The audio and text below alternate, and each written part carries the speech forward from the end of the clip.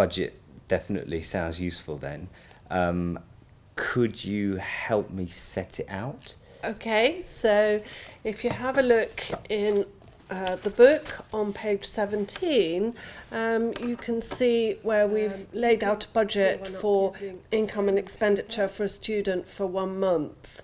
So you can bring in your income from all of those different sources. So you have a column for each month and then a column at the side where you write down the description of what the income is. Then you can have a subtotal so you can see what your total income is for each month. Yeah, I can definitely do that. And so then the next thing is to consider your expenses and think about what regular outgoings you might have. So obviously food, travel, books, haircuts, mobile phone, those kind of things, whatever regular expenditure you have. And then you can see what you've got left for your socialising. And I should just, guess those amounts then? Well, the more accurate your figures can be, the more realistic your budget is and the more useful it is. So it's important to try and be as accurate as possible when you prepare your budget. Well, I think for these things I can be pretty accurate with my estimates. So you put in your best estimates for those figures and then you'll be able to see what you've got left over for socialising. So that sounds pretty good to me.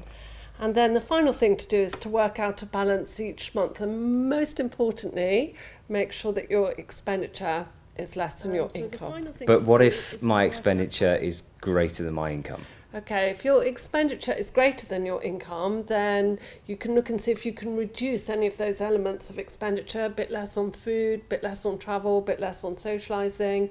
Or you could think about maybe taking on a part-time job, getting some work so that you can increase your income.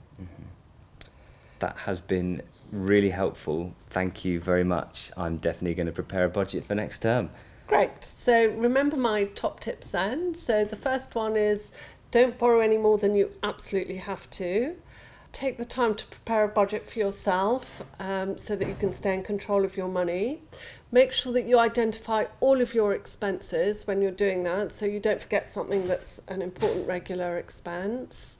And finally, I'm going to add top tip number 4, which is having prepared that budget, don't then shove it in a drawer and forget about it. Make sure that you look at it regularly, use it, and update it. If you find that some of your estimates aren't realistic, then you can change them so that you keep on top of your income and expenditure.